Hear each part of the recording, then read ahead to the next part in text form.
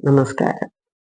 പ്രിയമുള്ളവരെ, ഞാൻ ഇന്നിവിടെ പറയാൻ പോകുന്നത് കൊറോണ വൈറസ് എങ്ങനെ സീരിയസ് സ്റ്റേജിലേക്ക് പോവുകയും ചിലപ്പോൾ മരണവും സംഭവിക്കുന്നു.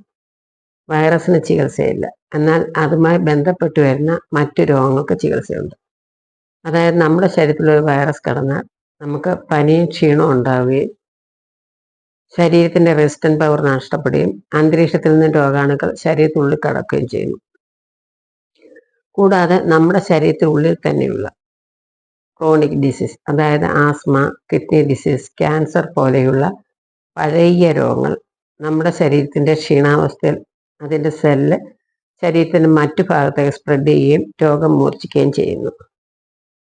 നമുക്കൊരു അസുഖം വന്നാൽ അത് വൈറസ് ആയിക്കോട്ടെ, ബാക്ടീരിയൽ ഇൻഫെക്ഷൻ ആയിക്കോട്ടെ, 2-3 ദിവസത്തേക്ക് ആൻറ്റിബയോട്ടിക്കിൻ്റെ ആവശ്യമില്ല.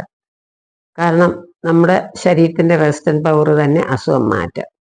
അങ്ങനെ അസുഖം കുറവില്ലെങ്കിൽ ഒരു സ്ട്രോങ് ആൻറ്റിബയോട്ടിക് ഒരു കോഴ്സ് തന്നെ കഴിക്കണം. ഒരു ഉദാഹരണത്തിന്, ഇന്ത്യയും പാകിസ്ഥാനും തമ്മിലുള്ള യുദ്ധത്തിൽ നാം എന്തിനു വേണ്ടിയാണോ പാകിസ്ഥാനോട് യുദ്ധം ചെയ്യുന്നത്, ആ കാര്യം നേടിയെടുക്കാതെ യുദ്ധത്തിൽ നിന്നും പിന്മാറിയാൽ പാകിസ്ഥാൻ കൂടുതൽ ശക്തിയോടെ നമ്മളെ കടന്നാക്രമിക്കും. അതായത് നമ്മുടെ ശരീരത്തിലുള്ള രോഗാണുവിനെ പൂർണ്ണമായി നശിപ്പിക്കാതെ ആൻറ്റിബയോട്ടിക് നിർത്തിയാൽ ആ രോഗാണു കൂടുതൽ ശക്തിയോടെ നമ്മളെ കീഴ്പ്പെടുത്താം.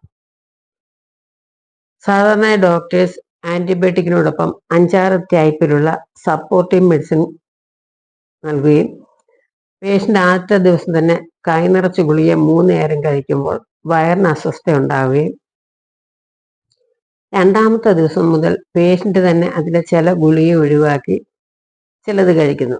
അങ്ങനെ ഒഴിവാക്കുന്നത് ചിലപ്പോൾ ആൻറ്റിബയോട്ടിക് തന്നെയാകാം.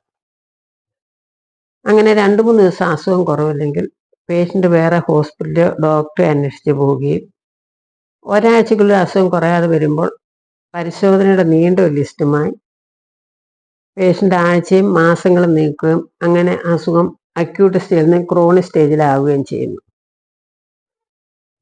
ഈ അടുത്ത കാലയളവിൽ നിസ്സാരം ഒരു ചെറിയ പനിയും ചുമയും വന്നാൽ പോലും ക്രോണിക്കായി ന്യൂമോണിയ ആകുന്നത് നാം കാണാറുണ്ട്. ഒരസുഖം അക്യൂട്ട് സ്റ്റേജിൽ നിന്ന് ക്രോണിക് സ്റ്റേജിലേക്ക് വന്നാൽ ആ രോഗം നമ്മുടെ ശരീരത്തിൽ സ്ഥിരതാമസമാകും.